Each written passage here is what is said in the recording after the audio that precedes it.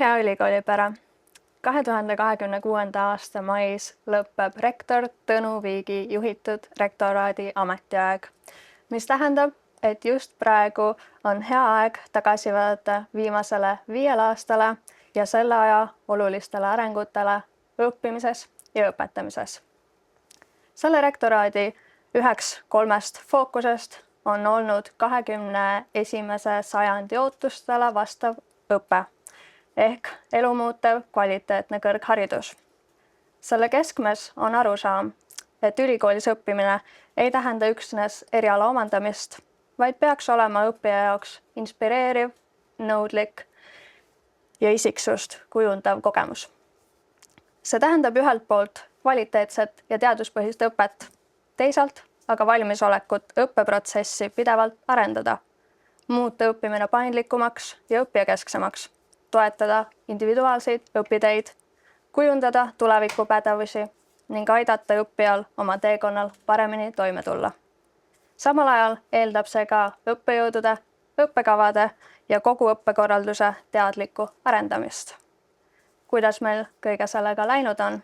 Selle üle olen täna siia endaga vestlema kutsunud Tallinna Ülikooli haridusinnovatsiooni prorektori Kristi Klaasmäe ning õppevaldkonna juhi Helen Joosti. Kui mõelda õppija kogemusele, siis mis on Tallinna Ülikoolis õppimise juures täna teistmoodi kui 5 aastat tagasi, mis on kõige rohkem muutunud? No siin kontekstist võiks mõtelda, et kus me olime 5 aastat tagasi, et kui mina tulin Tallinna Ülikooli tööle, siis me tegelikult füüsiliselt kohe alguses kokku ei saanudki, et meil oli koroonaperiood. Ja seda, et midagi on muutunud, me näeme näiteks ka üliõpilaste tagasisidest, et viimase aasta jooksul ma olen olnud päris paljudes atesteerimiskomisjonides ja üliõpilaste tagasisidest joonistub välja see trend, et meil on üldiselt väga kõrge tagasiside õppejõududele, aga et see hea tagasiside on läinud nagu veel paremaks, et me vaatame 21-22 aasta tagasisid, siis on nagu mõned punktid nagu madalamad või isegi mitte punktid, vaid komakohadeks ja madalamad kui ta praegu on. Ehk et see selline õppimise kogemus 5 aastat tagasi üliõpilaste jaoks oli kindlasti teistsugune. Ja kui ma mõtlen kogu 5 aasta perioodi peale, siis siia jäi sisse koroona, eks ju, lõpp, see jäi sisse sõja algus, energiakriis, et see pinge ülikoolist väljaspool on hästi palju mõjutunud ka seda, mis ülikooli sees toimub.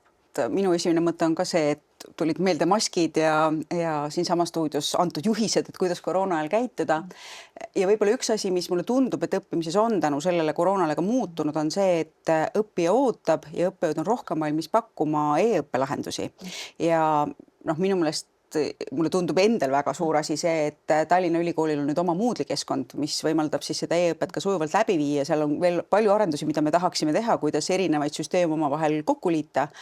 Aga see on kindlasti üks muudatus, mis õppimises on toimunud. Õppija ootab, et ta saaks kiiremini, kaugemalt asjadele juurde ja et see oleks sujuvam. Mis on nende muutuste elluviimisel olnud kõige olulisem? Kas inimeste kaasatulek, suuna hoidmine, katsetamiseks ruumi loomine või midagi muud? No ütleks, et koostöö on olnud kõige olulisem, sest et meie tegelikult hakkasime pihta sellest, et oma esimesel rektoraadis töötamise aastal me panustasime arengukava koostamisse. Seda arengukava me tegelikult ju tegime koostööselt kõigi üksuste esindajate ja töötajatega koos. Ja see, mida me nüüd pärast seda siis oleme nagu ülikoolis üritanud siis juhtida ja kaasa aidata, tuginebki sellele, et mida meie inimesed siis ütlesid ja soovisid, et mida me õppevaldkonnas nagu arendama peaksime. Ja võib-olla kui siuke raskuskoht siia juurde tuua, siis minu meelest see on see, et meil on inimestel väga palju erinevaid, aga ägedaid ootusi ja kuidas kõigile nendele ootustele vastata, et kuidas leida see keskkoht, kus kõik osapooled justkui midagi saavad ja võib-olla kõigi soove ei saa täielikult täidetud, aga kogu aeg selle tasakaalu otsimine nende eesmärkide täitmisel. Et see on siuke raskuskoht võib-olla olnud.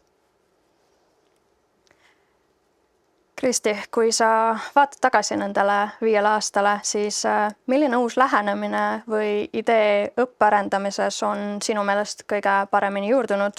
Kas oli näiteks midagi sellist, mis alguses võib-olla tundus väga katsetusliku või uudsena, aga nüüd on juba selgelt osa Tallinna Ülikooli õpikultuurist?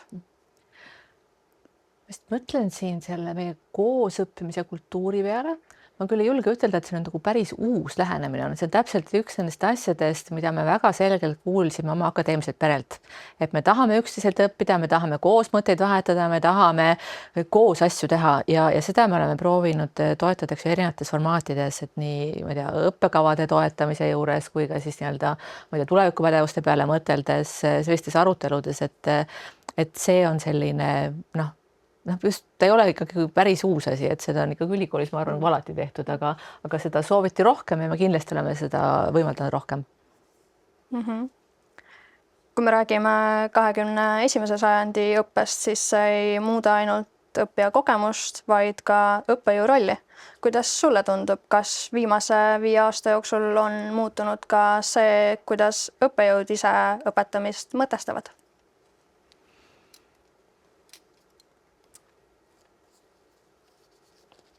Ma arvan, et on muutunud, et jällegi et seda mõõta on nagu väga raske, et me näeme seda nüüd õppimise õpetamise keskuse tööst, kui õppejõud nagu tulevad kas konsultatsioonile või osalevad erinevates programmides, et nad on nagu väga valmis ennast reflekteerima. Ma kindlasti ei saa nüüd kõikide meie akadeemiliste töötajatest nagu rääkida, aga see soov tegelikult oma tööd hästi teha on väga selgelt õppejõududes ju olemas, eks. Et see on kindlasti üks asi, ma ütleks. Ma arvan, et ma nõustun siin. Jah. Helen, sinu töö fookuses on olnud palju sellist, mis õppijale alati otse välja ei paista, näiteks õppekorralduse, kvaliteedisüsteemi või õppekavade elukaare arendamises. Mis nendest muutustest on selline, mille mõju iga tudeng tegelikult väga selgelt tunneb, mis on sinu meelest kõige rohkem kaasa aidanud sellele, et õppija teekond oleks paremini toetatud? Jah, ma isegi ütleksin, et väga tore on, kui ei näe, mida ma teinud olen. Et kui mingi asi enam ei häiri, siis võib-olla see on just see, mis me oleme ära muutnud. Aga kui tuua välja selliseid asju, kus mida nagu öelda, et see on nüüd olnud päris suur muutus, siis üliõpilaskonnaga koostöös. Ma arvan, et üks eelmise aasta muudatusi on suuremaid, kus me mõtlesime ümber vaiete esitamise teema ja ma arvan, et igal inimesel siin on õigus oma õiguste ees seista ja üliõpilaskond avaldas ju muret selle üle, et me ei näe täpselt, kas need otsused, mis tehakse, on läbipaistvad, kas nad on tehtud õiglaselt ja see protsess, mille me siis ümber koos teiega kujundasime, ma arvan, et see on üks nendest näidetest, mis küll üliõpilane, kes siis tunneb, et tal on vajadus oma õiguste ees seista, võiks oma nahal tunda. Mida ma veel nimetaksin, meil on vaimse tervise probleemid on üsna aktiivselt üles tulnud ja karjääri- ja nõustamiskeskus või üliõpilasnõustamiskeskus on sellesse päris palju panustanud, et olla nähtavamal, et olla üliõpilaste jaoks kättesaadavamaks. Me oleme ka natukene psühholoogide teenust nii-öelda suurendanud, aga ma arvan, et seal on väljakutsed veel päris palju, et kuidas ennetada, mitte tegeleda probleemidega. Nii et võib-olla need on 2 niisugust suuremat asja, mida iga üliõpilane võiks märgata. Mina tahakski juurde lisada siia, et mina tahaks väga tunnustada Heleni tööd üliõpilastega nagu suhtlemisel ja avatusel, ehk et üliõpilased on meil õppekomisjonis, on meil nagu senatis, et minu meelest on Helen väga palju panustanud just ka sellesse, et kõik need teemad oleks ette nii-öelda nagu läbi räägitud, avatud, et üliõpilastel oleks võimalus ülikooli juhtimisel osaleda, et see on ka kindlasti, mida nii-öelda meie üliõpilane lihtsalt nagu seda ei näe, kes ei ole üliõpilasesinduses või siis kes on ka üliõpilasesinduses, ei tunne seda vahet ju, sest et nad ei ole ju varasemalt, eks ju, et see on ka üks selline muutustest. Aitäh! Pean nõustuma, ka üliõpilaskond väga hindab seda. Aga küsimus teile mõlemale siis jälle. Rääkides 21. sajandi õppest, räägime paindlikkusest, tuleviku pädevustest, õppijakeskusest, individuaalsetest õpiteedest. Mida neist on olnud kõige raskem päriselt õppesse tuua ja mille osas oleme me kõige edukamad olnud, mis on aidanud sellel kõigel paremini õnnestuda? Saame vastuseid võrrelda, eks nüüd. Jah. Aga ma siis alustan, mis mulle tundub, et mis tegelikult juba on kogu aeg sees olnud, aga võib-olla me oleme nähtamaks toonud, on kõik see teema, mis seotud tulevikupädevustega või tulevikuoskustega. Et kõrghariduse õppega käivad kaasas ka tulevikuoskused, üldoskused, nendel on väga palju sünonüüme, aga see käib kaasas. Alati inimeseks olemist ülikoolis ka õpitatakse ja kas õppejõu eeskujul või õppejõud selgel suunamisel, aga see on alati olemas olnud. Me ei ole seda sõnastanud ja praegult me tegeleme selle nähtavaks tegemise ja sõnastamisega, et et see on olemas siin, et märgake üliõpilased ja ka õppejõud teadvustab seda võib-olla veidi rohkem. Nii et see ei ole olnud otseselt keeruline sellepärast, et on olemas olnud, aga teistmoodi mõelda sellest võib-olla on natuke keerulisem.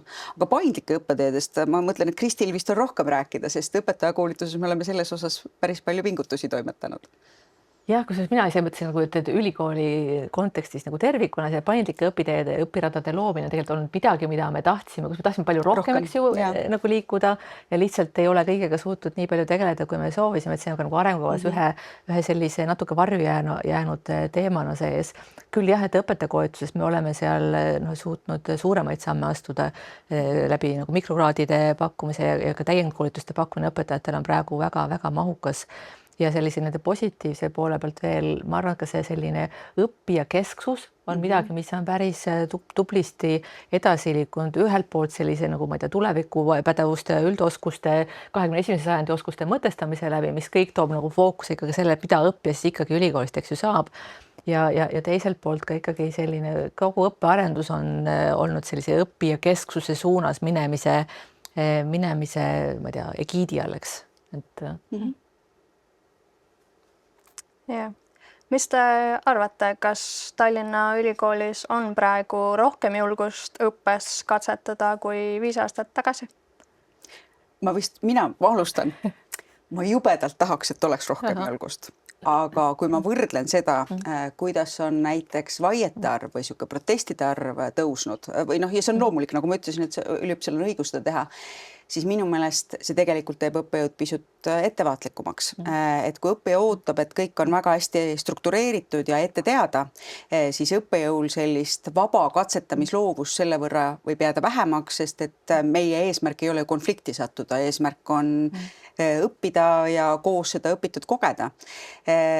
Aga ma usun, et julgeid on, aga kas seda rohkem on, ma ei ole kindel, aga nüüd saame jälle vastuseid võrrelda. Pluss pead eraldi filmima, et siis erinevad vastused kätte, eks, et mina jälle ütleks, et praegu ei ole õppijal valikut. Et kõik peavad katsetama, et just nimelt generatiivse tehisintellekti tulek on täiesti uue olukorra loonud.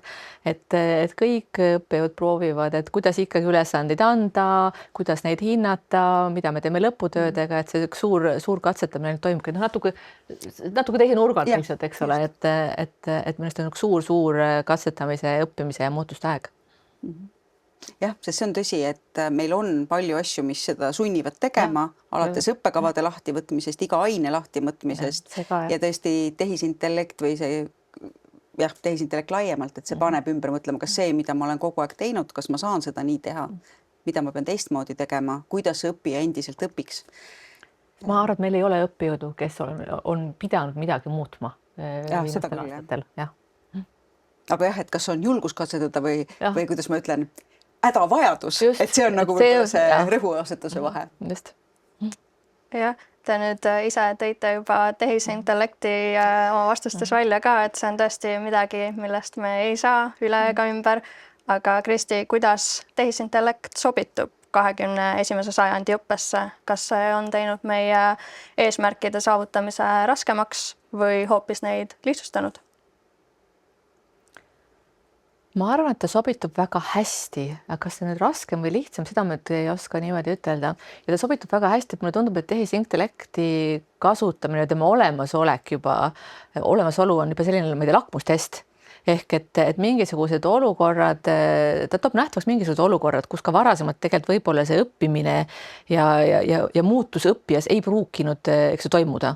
Ja nüüd on lihtsalt nagu ilmselge, et sa pead asju teistmoodi tegema, aga ta panebki väga hästi minu meelest just selle nagu õppija fookusesse, et mulle tegelikult päris nagu meeldib, et ilmselge, et meil on olemas need kohad, kus tehisintellekti kasutamist tuleks igal juhul vältida. Ehk et tehisintellekti abil ei saa oma väljendusoskust isikupäraseks, sujuvaks, väga mõjusaks minu hinnangul nagu saada, eks.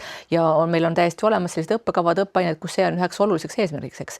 Et tal on hästi selgelt olemas nagu piirangud, aga õppetöös kindlasti peab praegu väga selgelt mõtlema, et mida ma tahan, millist muutust ma tahan õppes esile kutsuda ja kuidas ma seda ikkagi tegelikult saan teha. Helen, kui sa mõtled tänase õppija peale, siis mis on sinu arvates viimase 5 aasta jooksul kõige rohkem muutunud selles, mida õppijad õppetöölt ja ülikoolilt ootavad? Ma vist alustan hoopis niipidi, et ma ütlen, et mida õppijad hindavad Tallinna Ülikooli juures ja mis tagasitest päris palju välja tuleb, et õppejõud suhtuvad ja suhestuvad üliõpilasse sellisele peaaegu kui võrdsesse. Ma ütlen peaaegu sellepärast, et alati on ka erandeid, aga õppijad, see distantsi vahe ei ole väga suur ja mulle tundub, et see on üks asi, mis õppijatele meeldib ja millega meil kindlasti tasub jätkata. Nii nagu me juba natuke mainisime, et paindlikkus. Et see ootus, et ma saan kaugemalt õppida teistmoodi, et täpselt minu vajadust arvestatakse, seda mul on tunne, et see on tõusnud. Ja samas see on see hetk, kus ülikool peab endale otsa vaatama, küsima, et kui paindlikud me saame olla või mida me saame endal olemasoleva ressursi eest lubada. Mulle tundub ka, et õppijad ootavad struktuuri, et ma tean, kuhu ma peab välja minema, ma saan aru, mis mu eesmärk on ja see eesmärk ja struktuur, kuidas me siin eesmärgini jõuame, ootus on, et see on nagu varem selgelt esitatud. Tahad sa täiendada? Mis mitte? Aga kui nüüd tulevikku ennustada, siis kuna sina, Helen, oled ka järgmise rektoraadi liige, mis sa arvad, kui palju need ootused järgmisel 5 aastal muutuvad? Ma arvan, et selline mõistlik ja üks-ühele suhtluse vajadus või see, et minusse suhtutakse hästi ja mul on head koostöösuhted oma kolleegidega, või kolleeg-üliõpilastega ja õppejõududega, et see kindlasti säilib. Mis on võib-olla see muudatus, mis tõesti nüüd meid ees ootab, mulle tundub, on see, et noored, kes täna on keskkoolis, nendel on palju rohkem juba valikuid, kui kunagi oli. Süsteemsemalt tegeletakse ka nende tulevikuoskuste või üldoskustega. Nendel on käes tehisintellekt ja mulle tundub, et selline ootus paindlikumasele suurematele valikutele, see tegelikult võib veel suureneda. Samas, kui me vaatame noori, siis me näeme, et nad on ka kriitilised. Ja see on nagu ka lahe, et ei ole nii, et on tehisintellekt ja annab vastuse, vaid ta ütleb, et ma ei taha seda vastust saada. Vihja mulle, mida ma võiksin teada, mitte ära ütle mulle vastust ette. Ja ma arvan, et see on ka need muutused, mis tegelikult on paralleelselt, on neid, kes tahavad kiiremini, lihtsamini, on neid, kes tahavad rohkem pingutada ja selline paindlikkuse soov õppijast lähtuvalt õpet pakkuda kindlasti püsib. Ma ei oska öelda, kas ta suureneb. 5 aastat on üsna väike aeg selles osas, aga võimalik, et siiski suureneb. Kas on olnud mõni hetk või otsus, mille puhul te ise tundsite, jah, nüüd me tõesti liigume 21. sajandi õppe suunas? Mina tahaks välja tooda kõik need hetked, kus ma olen puutunud kokku või sattunud meie akadeemiliste töötajate gruppide juurde, kes parasjagu nagu tulihingeliselt midagi nagu läbi arutavad ja võib-olla nagu vaidlevad ja koos seda oma õppesisu loovad. Ehk et minu jaoks täpselt see on see koht, kus see hea väärtuslik akadeemiline ülikool nagu sünnib, et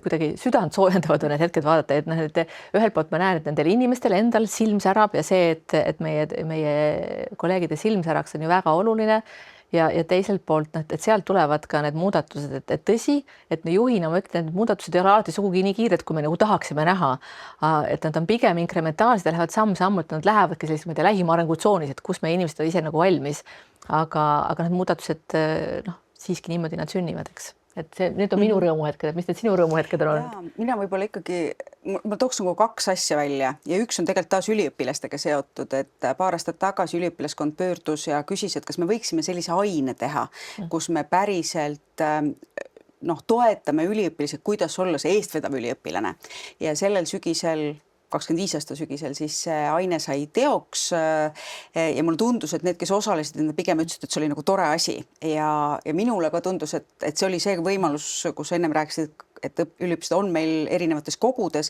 kus natuke ka seda, et ette valmistada, et mida seal kogus tegema peab, aga see kogu ülejäänud asi sinna juurde. Ja see, et üliõpilased ise ütlevad, et jah, ma tahaksin ka selles osas, mis ei ole õppetöö, vaid selline nagu kõrvalasi peaaegu areneda, see mulle tundus, et siin on nüüd see õppija, kes ise teab, mida ta tahab. Et selles mõttes tore ja teine nüüd on nagu klassikaline otsus ja ma tulen kvaliteedi juurde tagasi, sest et niisugune suur väljakutse mulle ikkagi tundub veel on see, et me räägime päris palju kvaliteedist ja võib-olla me ei ole väga üheselt ära sõnastanud täna veel, mida me täpselt kvaliteedi all mõistame, mis on see kvaliteediõpe, mis tunnused sellel siis juures peavad olema ja igaüks natukene näeb seda tõenäoliselt erinevalt, see on okei. Ja nüüd paar aastat tagasi me otsustasime senatis, et me proovime uutmoodi õppekavade hindamist. Nüüd esimene hindamisring algab sellel sügisel. See nõuab teatavat pingutust, aga mul on lootus, et selline eneseanalüüs, mis erinevaid kvaliteedi aspekte läbi käib ja vaatab ja paneb mõtlema, mida me veel teha saame, võiks olla selline, mis tõesti sellisele õppe kvaliteedile just kaasa aitab ja tõuka annab. Võimalik, et me põrume, siis mõtleme uuesti, aga praegult on mul see tunne, et see on nagu teistmoodi, kui varem on olnud. Nüüd lõpetuseks, kui te peaksite lõpetama lause Tallinna Ülikooli tugevus 21. sajandi õppevaates on täna kõige rohkem just, siis kuidas te seda teeksite? Ainuvõimalik vastus on meie inimesed, et meie tugevus on meie inimesed, pedagoogika on suhe. Kui ma alustasin sellest, et meie üliõpiliste tagasiside meie õppejõududele on ikkagi väga kõrge, siis see ka näitab seda, et meil on väga palju hästi.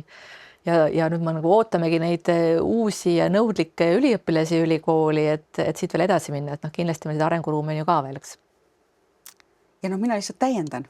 Koostöö oleks minu vastus olnud. Me ei ole ennem kokku leppinud, nii et sisuliselt väga sarnane vastus, aga minule ka tundub, et koostöiselt me oleme ikkagi väga palju tugevad ja mitte koostöö ainult töötajate vahel, vaid koostöö üliõpilaste vahel, koostöö üliõpilaste ja töötajate vahel ja koos õppimine on, mul on tunne see, mis võiks olla meie niisugune kaubamärk. Just.